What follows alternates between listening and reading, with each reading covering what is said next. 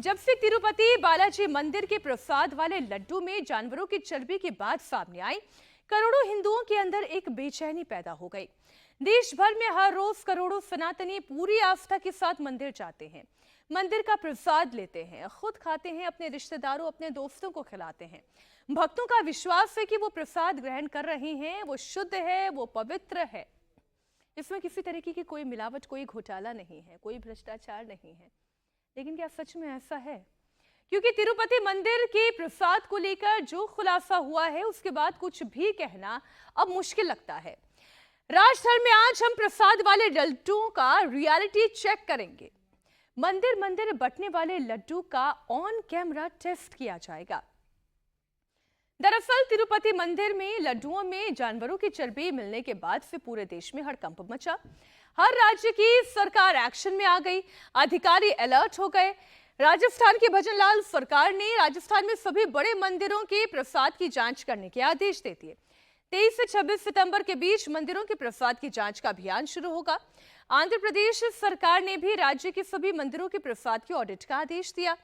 कर्नाटक सरकार ने भी निर्देश दिया कि प्रदेश के सभी मंदिरों में बनाए जाने वाले प्रसाद के लिए नंदिनी घी का ही इस्तेमाल किया जाए। उत्तर प्रदेश में काशी विश्वनाथ मंदिर का प्रशासन भी एक्शन में दिखाई दिया।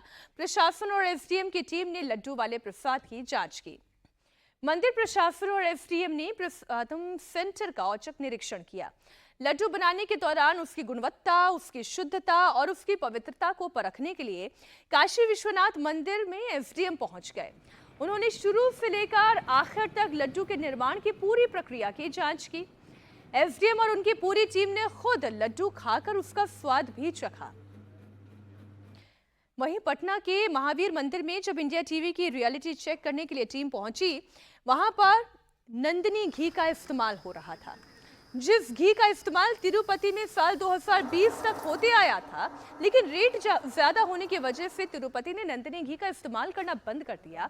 कर्नाटक मिल्क फेडरेशन के नंदिनी घी से पटना के महावीर मंदिर में प्रसाद तैयार किया जा रहा था। मंदिर में 2020 तक लड्डू बनाने के लिए जिस नंदिनी घी का इस्तेमाल होता था, उसी नंदिनी घी का इस्तेमाल पटना के महावीर मंदिर में भी लड्डू बनाने के लिए किया जाता है। ये पूरा किचन आप देख लीजिए जहां पर लड्डू तैयार किया जा रहा है। और ये तमाम जो कारीगर हैं, ये वो कारीगर हैं जो तिरुपति के बालाजी मंदिर में पहले काम कर चुके हैं। इनके पास एक लंबा अनुभव है। और ये जो घी का आप डब्बा देख रहे हैं, ये 15 केजी का एक कंटेनर है।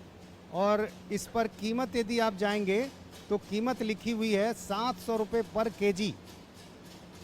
और इसी नंदिनी घी से यहाँ का प्रसाद, नैवेद्यम जिसे कहते हैं, वो तैयार होता है। हमारे साथ यहाँ के जो प्रबंधक हैं शेषाद्री, वो हैं। ये बताइए कि ये जो घी है कहाँ से मंगाते हैं आप? सर ये कर्नाटका से आता है सर, कर्नाटका मिल्क फेडरेशन से आता है, सरकार का है, कर्नाटक से घी आता है सर। शुद्धता की बात करें तो आखिर इसकी शुद्धता को आप लोग कैसे चेक करते हैं? जी सर, जैसे हर लाट जो वहाँ से आता है सरकार से, सर वहाँ जो जांच किया उससे रिपोर्ट से हम लोग के पास आता है। जैसे बैच नंबर यहाँ लिखा हुआ है, उसी बैच नंबर को लेके जो है वहाँ से यहाँ सर्टिफिकेट मिलता है। उसके बावजूद देखिए सर, यहाँ मोहर है सर, अखबार का, भारत सरकार का मोहर है यहाँ पे। ये सील बना के आता है, हम लोग को सील निकाल लेते हैं उसको। नंदिनी घी है, इसको कढ़ाई में डाला जा रहा है और ये माना जाता है कि काफ़ी शुद्ध घी है ये। इसी घी का इस्तेमाल वहाँ बालाजी में भी हो रहा था, लेकिन 2020 के बाद सरकार ने ये कहा कि हम 320 रुपये से ज़्यादा इसकी कीमत नहीं दे सकते हैं। नंदिनी घी वालों ने हाथ जोड़ लिया कि हम इस कीमत पर आपको ये उपलब्ध नहीं करा सकते हैं। लेकिन पटना के महावीर मंदिर में जबकि 590 रुपये प्रति किलो के दर से ये उपलब्ध है, अभी इसी घी का इस्तेमाल किया जा रहा है। अब ये घी से जो प्रसाद तैयार किया जा रहा है उसकी प्रक्रिया आप देखिए। ये जरा बताइए, ये किस तरह से ये पेस्ट तैयार हुआ? ये सर हम लोग चना लेते हैं, बेसन नहीं लेते, चना लेते हैं, क्योंकि बेसन मार्केट में मिलता है, मिक्सिंग होता है कि नहीं तो हम लोग को पता नहीं चलता है। हम ही लोग के पास चक्की है, चना दाल लेके सर इसको हम लोग पीस लेते हैं सर। उसके बाद पानी में इसको जो मिला के हम लोग शुद्ध घी में सर इसको बूंदी छानते हैं। और जो छाना हुआ बूंदी आप लोग देख सकते सर किस रंग का है, कोई इसमें ब्लैक का नहीं है। अभी ये इसको छाना जा रहा है उसी नंदिनी घी में? जी सर, हाँ उसी नंदिनी घी में सर। और कोई घी हम लोग लेते नहीं है, सिर्फ नंदिनी लेते हैं। जयपुर के मशहूर मोती डूंगरी मंदिर में भी हर दिन 100 से 150 किलो मोदक चढ़ाए जाते हैं, लेकिन ये लड्डू कैसे बनते हैं, उसे बनाने में कितनी शुद्धता और पवित्रता बढ़ती जाती है, इसका भी रियलिटी चेक आप देखिए।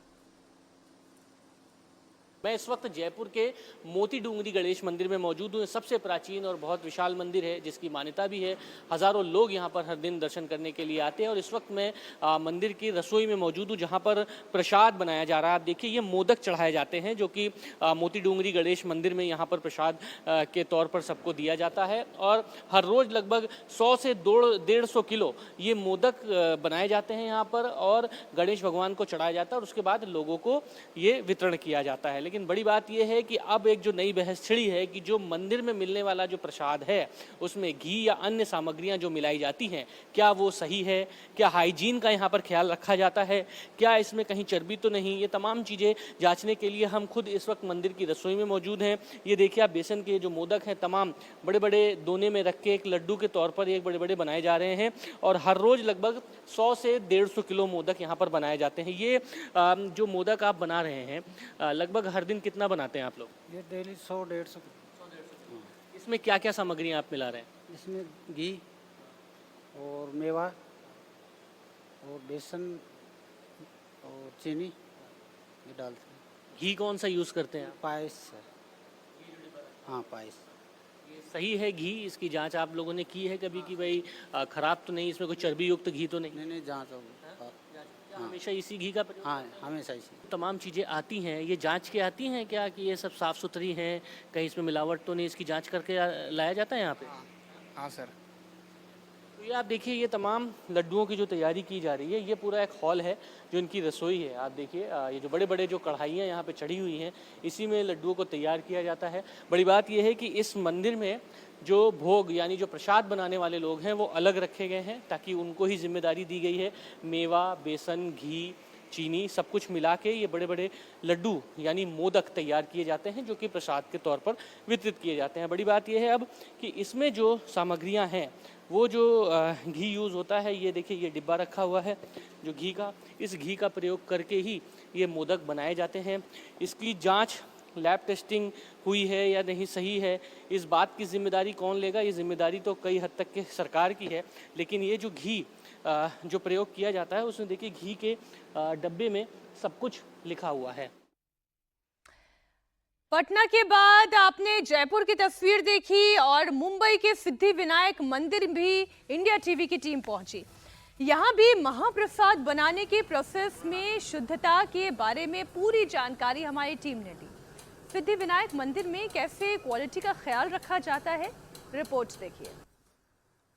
इस वक्त हम सिद्धि विनायक ट्रस्ट में हैं, यानी कि सिद्धि विनायक मंदिर जो मुंबई और महाराष्ट्र का बेहद मशहूर देवस्थान है, जहां क्या आम क्या खास हर कोई पहुंचता है। इस वक्त हम देखने जा रहे हैं कि जो प्रसाद बनता है सिद्धि विनायक में, वो किस तरीके से बनता है। यह वह विभाग है, आप देख सकते हैं, महाप्रसाद विभाग, जहां हम अभी इस वक्त एंट्री करेंगे और देखने की कोशिश करेंगे, समझने की कोशिश करेंगे कि यहाँ पर जो बन रहा प्रसाद है, जो लड्डू है, उसकी शुद्धता को किस तरह से बरकरार रखा जाता है, किस तरह से मेंटेन किया जाता है। यहाँ इस वक्त हम दिखा दें आपको ये पूरा नज़ारा। ये किचन है जहाँ महाप्रसाद बन रहा है, 3 अलग अलग कढ़ाइयों में, जहाँ पर महाप्रसाद बनाने के लिए कर्मचारी काम कर रहे हैं। ग्लव्स, हैंड ग्लव्स हैं, सर पर भी उन्होंने कवर कर रखा हुआ है, और लड्डू बनाने का काम, महाप्रसाद बनाने का काम जारी है। हमारे साथ वीना पाटिल है। शुद्धता किस तरीके से मेंटेन की जाती है?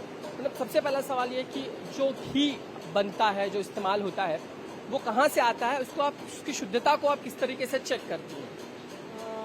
हमारा जो लड्डू महाप्रसाद है वो बहुत ही फेमस है। भाविकों की श्रद्धा, आस्थाएं वहाँ से जुड़ी है, इसके लिए हमारी रिस्पॉन्सिबिलिटी और ज़्यादा बढ़ती है।